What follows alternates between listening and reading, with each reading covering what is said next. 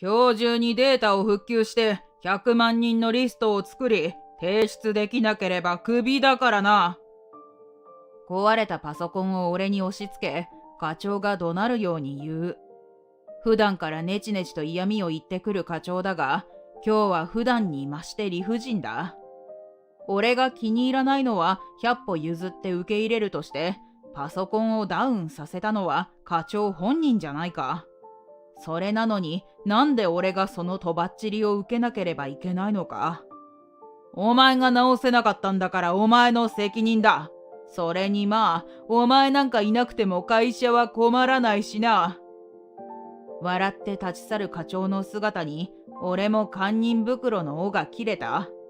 こうなったら、どっちが会社に不要か分からせてやる。クビになんてなるものか。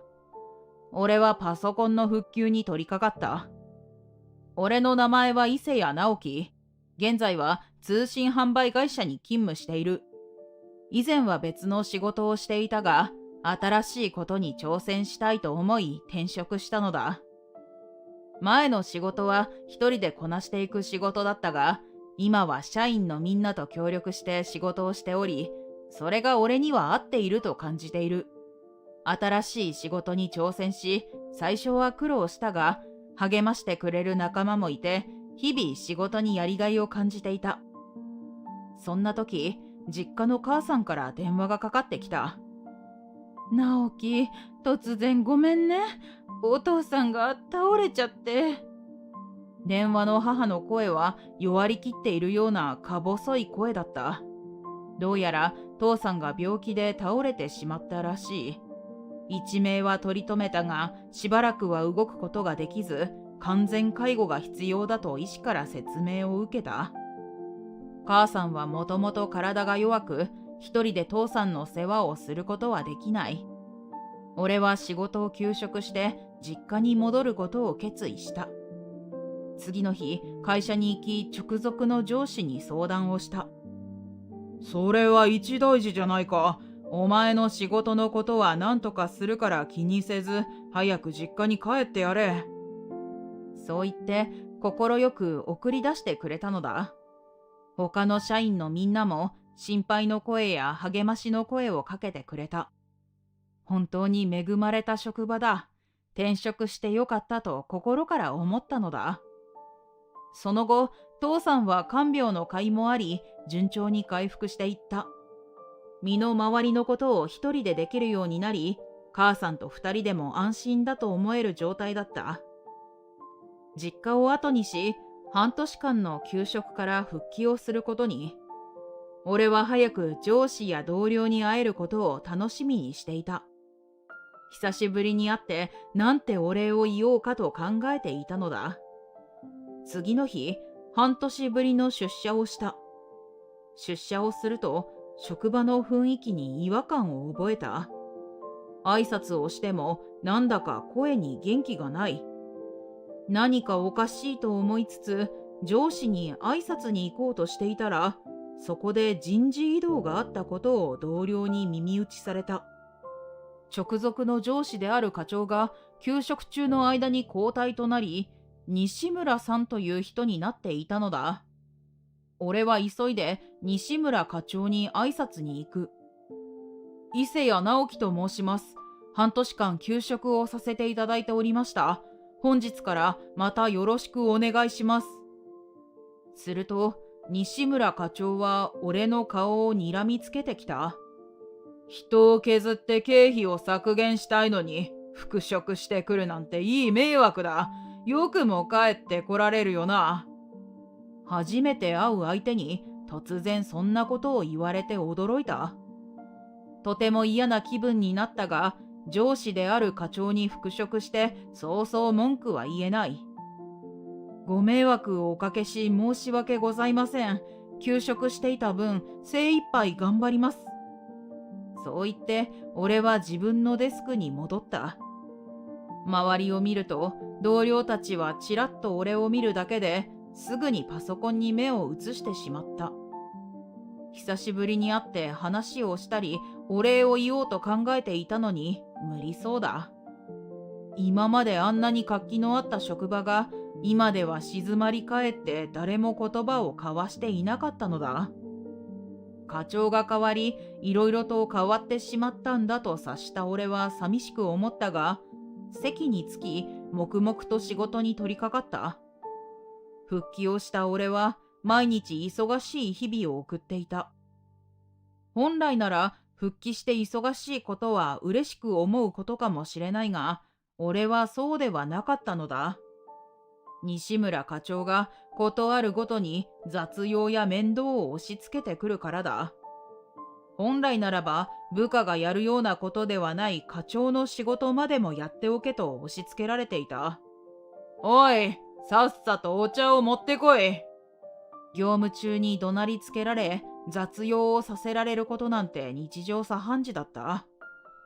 半年も休職して迷惑をかけたお前に仕事を与えてやってるんだ。感謝しろ。西村課長はいつもそう言ってきた。西村課長の態度には不満があったが、半年も休職していたのは事実で、以前の上司が背中を押してくれたとはいえ、そのことに負い目は感じている。そのこともあって黙って従うしかなかった。西村課長は部下に対する思いやりなどはなく、自分の損得しか考えていないような人だった。同僚が困ったことがあり、西村課長に相談に行っても聞くこともしないのだ。俺に聞くな。なんかあったら俺の責任になってしまうだろう。自分たちで何とかしろ。そういうだけだったのだ。上に立つような人ではないとみんなが感じていた。直樹もあんまり西村課長と関わらない方がいいぞ。どうせ困った時に何もしてくれないし、あんな奴のために何かやっても無駄だよ。ある時、こっそり同僚がそう言ってきた。同僚はみんな愛想を尽かし、適当にしか相手をしなくなっていたのだ。しかし、西村課長本人はそれを気にしている様子もない。というか、部下に対して興味のない彼のことだから気づいてもいないのだろうと思う。ある日、西村課長がパソコンを持って俺のデスクに来た。おい、この中の顧客データを復旧しリスト化しろ。目の前に置かれたパソコンを触ってみると動かない。どうやら西村課長が持ってきたパソコンは壊れているようだ。動かなくなっているようですが、何をされたんですか？お前の言った通りに顧客データにアクセスしようとしたら壊れたんだ。顧客データへのアクセスはセキュリティの関係で特殊な操作が必要となっていた。その操作方法をこれまで何度も聞かれ、その度に西村課長に説明をしていたのだ。だが、パソコンの操作が苦手な西村は何度やっても覚えきれないらしい。顧客データにアクセスしようとして、そのミスでパソコンが動かなくなるなんてことはないから、きっと見当違いの操作をしてパソコンをダウンさせたのだろう。僕は正しいアクセスの操作方法を何度も説明しましたよ。その方法でパソコンがダウンすることはありません。何度も同じことを説明したりすることで時間が取られ、その間他の業務ができなくなることにうんざりしていた俺は少し冷たく突き放した。なんだその態度。いいから早く直せ。俺の態度が気に入らなかったのか、西村課長はすごく大きな声で怒鳴りつけてきた。今別の業務中ですので、その後に。俺も諦めず突き放す。うるさい。つべこべ言わずさっさと直せ。今日中にデータを復旧して100万人のリストを作り提出できなければクビだからな。今度はそんな無茶苦茶なことを言ってきたのだ。クビですか？思わず聞き間違いなんじゃないかと思い聞き返す。そうだ。できなかったらお前の責任だ。パソコンを壊したのは西村課長ですよね。なぜ僕の責任になるのですか？俺がそう聞くと、西村課長は鼻で笑ってきた。ふん、お前が直せなかったんだからお前の責任だ。それにまあ、お前なんかいなくても会社は困らないしな。実際、お前が休業している間も会社は何の問題もなかった。そんな。じゃあ、クビにならないよう頑張ってね。俺は昼飯に行ってくるよ。バカにしたようにそう言って、西村課長はその場から立ち去ってしまったのだ。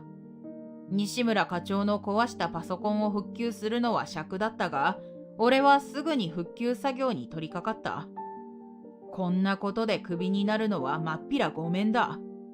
それから俺はものの数分でパソコンを復旧させ、顧客データにアクセスをできるようにした。アクセスができればリスト化するのは100万人分でも簡単だ。実を言うと、俺の前職はシステムエンジニアだった。自分で言うのもなんだが、技術力にも高い評価をいただいていた。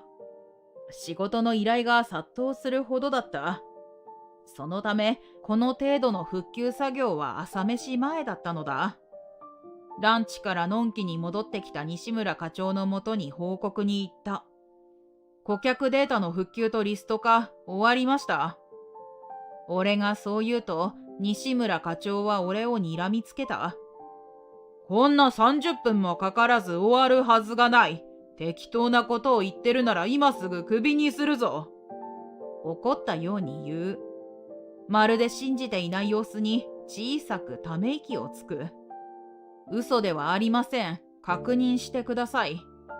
パソコンを渡し確認をしてもらう。西村課長はパソコンを見ながら少し驚いた様子だった。これには西村課長でも感謝の一言くらいはあるだろうと思っていた。しかし、驚いた顔からすぐに平然とした顔に戻り、俺の方を一切見ずにパソコンを操作しだしたのだ。なんだ？もうお前に用はないぞ。さっさと席に戻って仕事をしろ。俺を一別してぶっきらぼうに言う。西村課長に常識を期待した俺がバカだったらしい。いくら課長でもお礼の一言くらいあってもいいのではないでしょうか。自分の仕事の時間を割いて西村課長の壊したパソコンを復旧したんだ。日頃の鬱憤もあり、俺もさすがに我慢の限界でそう言ってしまった。すると西村課長はお礼を言うどころか、いつものように俺を睨みつけてきた。なんだお前偉そうに。こんなことくらい俺だって教わればできるんだよ。威張りながらそう言う。何度も教えたパソコン操作すらできない人が何を言っているのか。呆れ果て、俺はもう何を言っても無駄だと思い、それ以上言い返す気力も失せてしまった。偉そうに俺に指図するなら、本当にお前なんてクビにしてやるからな。西村課長はまたクビにすると口にする。バカの一つ覚えのように言われ、どこまで本気なのかわからなかったが、本当にクビにされてはたまらない。俺がその場から立ち去ろうとしたとき、誰かが西村課長のもとに歩いてきた。コンプライアンス担当の役員だった。西村課長は役員の姿を見て、慌てて席を立ち挨拶をする。お疲れ様です。西村課長はこびるようにペコペコとしている。上の立場の人にはいつもこうしてご機嫌をとっているのだ。しかし、役員はすごく険しい顔をして西村課長に対して話を始めた。西村くん、少し聞きたいことがあるのだが。はい、どうかされましたか？いつもとは真逆のすごく感じのいい声で返事をしている。顧客データへ頻繁にアクセスしているようだが、その理由を教えてくれるか？西村課長は突然役員の質問に驚いて固まってしまったようだ。一方、その様子を横から眺めていた俺は、ついに来たかと心の中でつぶやいた。何を隠そう、役員にそのことを報告したのは俺だった。顧客データなんてそう頻繁にアクセスするものではない。その業務をすべて把握していたわけではないが、前の課長にそんな様子はなかった。だから何度も顧客データへのアクセス方法を聞いてくる西村課長を不審に感じた。一度西村課長に直接聞いてみたこともあった。毎日なぜ何度も顧客データにアクセスするのですか？うるさい。お前みたいな無能な社員にはわからない仕事があるんだ。そう言って必要以上に大きな声で怒鳴りつけられたのだ。そのこともあり、西村課長の不信感は増すばかりだったため報告していたのだ。何かを考えているかのように黙り込んでしまった西村課長に役員がもう一度声をかける。西村君、何か答えてくれないか？すると西村課長は顔を上げ、白々しい顔をしながら嘘をつき始めた。役員、何の話でしょうか？私は顧客データへ頻繁にアクセスなどしていませんよ。その言葉を聞き、役員は呆れた顔をしている。嘘はいらない。西村君がアクセスした履歴がサーバーに残っているんだ。西村課長はパソコンに顧客データが入っていると思っている様子だったが、実際は会社のサーバーに保管されており、アクセス履歴はしっかりと残っていたのだ。課長という立場の人間がそんなことも知らなかったことに、俺も役員も呆れていた。西村課長の顔を見ると、額に汗をかいていて焦っている様子だ。さすがに認めざるを得ないだろうとみんなが思った時だった。実は誰かに私のパソコンを使われていたんです。きっと伊勢谷君だと思います。今度はそんなことを言ってきたのだ。どうやら自分の罪を俺になすりつけようとしているらしい。怪げそうな顔で西村課長を見る役員に対して西村課長は慌てて話し出す。誰かにパソコンを触られていた形跡があったんです。あまり人を疑いたくなかったのですが。つらつらとそんな嘘を言える西村課長に驚いてしまった。なぜそれが伊勢谷君だと思うのかね。役員も嘘だと分かっているようだが、西村課長に付き合ってあげているようだ。実は伊勢谷君の態度があまり良くなくて、課長である私にいつも反抗的な態度をとっていました。私のパソコンも壊してきたんです。西村課長の嘘に呆れて笑うしかなかった。すると同僚が立ち上がり、こちらに近づいてきた。西村課長の言っていることは嘘です。西村課長はいつも自分の雑用などを怒鳴りつけて伊勢谷君に押し付けていました。他の同僚も立ち上がって話を始める。パソコンを壊したのも西村課長です。それをいつも伊勢谷君が直してあげていました。同僚たちの口から次々に真実が明かされる。西村課長はみんなが俺の味方をすると思っていなかったのだろう。役員に見えないように俺たちを鋭い目つきで睨みつけた。そう思ったら今度は役員の方を見てニコニコしながら話し出したのだ。はは、団結して私のことを陥れようとしているようです。困りましたね。西村課長はこんなに証言をする人がいてもなお白を切るつもりのようだ。さすがに腹が立った俺が口を開こうとしたとき、役員が怒りでガタガタと震え出した。いい加減にしろ。自分のやったことを部下になすりつけるなどありえない。いつも温厚で怒鳴るようなイメージのない役員がこんなに怒っているのを初めて見た。西村課長も周りにいた社員たちもすごく驚いている。そんな、なすりつけるだなんて。西村課長は焦りながらもまだ嘘をつき続けていた。君がそんなことを言い出すかもしれないと考えて監視カメラをチェックしたよ。役員が今度は冷静に話し出した。サーバーに残っているアクセス履歴の日時のカメラには西村くん、君の姿がしっかり映っていたよ。ちゃんと認めるんだ。役員は鋭い目つきで西村課長を見ている。はい、アクセスしていたのは自分です。もう言い訳は通用しないと思ったのか、西村課長は小さな声でボソボソとそう言ったのだ。もうわかった。他の役員も含めて詳しく調査を受けてもらう。役員はそう言ってその場から立ち去っていく。